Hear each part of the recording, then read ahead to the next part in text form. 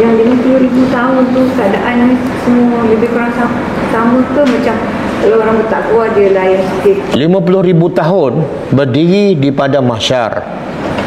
Tanah rata, tak ada pokok, tak ada teduhan, dan matahari pula sejengkal ataupun satu batu. Dalam hadis dia sebut mil. Mil tu satu batu. Dan menyebabkan panas kan. Kita duduk tengah hari ni, jarak matahari dah jauh. Matahari ni Allah dah tetap jarak dia dengan bumi. Kalau rendah sikit, bumi boleh hancur. Tapi di akhirat besok, matahari jaraknya satu batu. Tak tahulah, kita duduk tengah hari kat dunia ni 2-3 jam dah berpeluh dan mungkin boleh pengsan. Tapi daripada mahsyar, matahari yang dekat, manusia berdiri 50,000 tahun tak akan mati. Sebab itu bentuk azab. Allah tak akan bagi mati. Cuma adakah semua manusia akan berdiri 50,000 tahun? Tak. Bagi orang beriman, dia berdiri dalam hadis dia sebut sekadar solat zuhur ataupun sekadar solat asar, 10 minit. Siapa ni? Siapa ni? Yang berdiri sekejap je daripada mahsyar. Yang Nabi sebut 7 golongan yang mendapat bayangan arasy Allah. Masa tu tidak ada bayangan lain, pokok tak ada, bumbung pun tak ada, kecuali bayangan arasy Allah. 7 golongan kan. Siapa yang nak daripada mahsyar duduk sekejap saja dan tak rasa panas, jadilah salah satu daripada 7 golongan. Satu, pemimpin yang adil. Yang kedua, tak tahu macam mana nak selamat ni. Mati syahid. Tak, mati syahid bahagian lain. Yang 7 ni tak masuk mati syahid.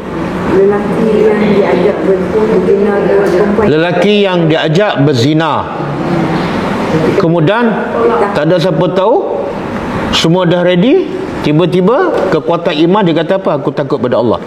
Lelaki ni selamat daripada mahsyar. Yang ketiga, pemuda yang dari kecil dekat dengan pemuda yang daripada kecil dia membesar beribadat pada Allah.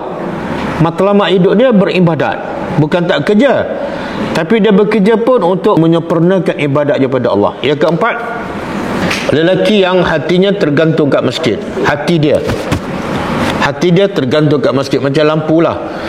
Lampu bila tergantung kat masjid, selalu duduk kat situ ke ataupun orang buka pasang? Begitulah orang beriman. Hati dia selalu duduk kat masjid. Kalau dia di masjid, tak nak keluar. Bila keluar, nak pergi. Yang kelima, berzikir dia orang yang berzikir sorang-sorang sampai menangis.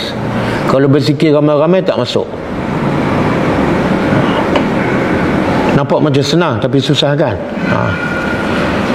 Yang keenam, orang yang sedekah tangan kiri, tangan kanan tak tahu. Sedekah tangan kanan, tangan kiri tak tahu. Makna apa tu? Kalau isteri sedekah, suami dia pun tak tahu. Tapi isteri tu sedekah duit dia lah, jangan curi duit suami. Kalau anak sedekah, mak bapak pun tak tahu. Kalau kawan sedekah, sahabat baik dia pun tak tahu. Yang ketujuh, dua orang yang berjumpa kerana Allah dan benda-benda macam ni kan, kadang-kadang orang tak fikir pun. Sebab kita diajar Islam solat, betul, puasa, haji, sedekah. Tapi yang 7 golongan ni tak ditekankan. Kadang-kadang kita terlepas pandang. Kadang-kadang nak ziarah saudara kita kerana Allah, susah. Bila orang jemput baru pergi, itu bukan kerana Allah. Bila ada kenduri baru pergi, itu bukan kerana Allah. berjumpa kerana Allah, berpisah kerana Allah tu dia beri contoh. Berjumpa kerana Allah dan berpisah kerana Allah. Contohlah, saya nak pergi ziarah sahabat saya, walaupun jauh dan tak ada apa-apa tujuan, semata-mata nak tanya khabar, apa khabar, macam mana keadaan keluarga kamu, kan? Itu je. Itu kerana Allah. Dan sampai masa habis masa, kita berpisah pun kerana Allah. Contohlah, kita kadang-kadang ada misi dakwah, kan, kita pergi ziarah asnaf, dia tak jemput kita dan kita pun tak ada kepentingan, dia tak bagi duit pada kita, tapi kita pergi ziarah dia kerana Allah. Lepas tu dah habis perjumpaan, berpisah pun kerana Allah. Benda ni bukan budaya kita kan. Budaya kita jumpa bila dijemput, jumpa bila ada kenduri. Betul? Okey.